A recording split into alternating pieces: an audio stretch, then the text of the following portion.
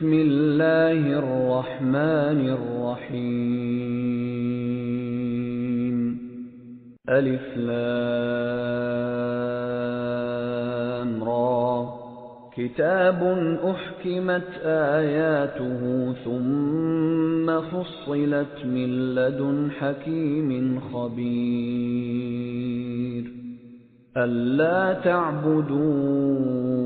إلا الله إنني لكم منه نذير وبشير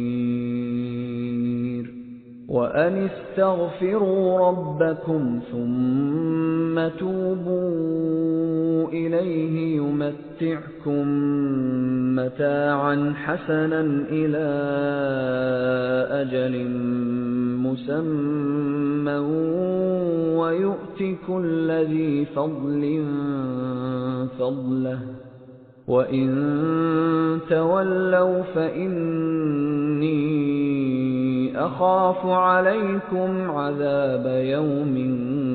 كبير إلى الله مرجعكم وهو على كل شيء قدير ألا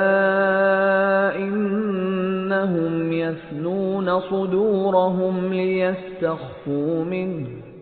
ألا حين يستغشون ثيابهم يعلم ما يسرون وما يعلنون إنه عليم بذات الصدور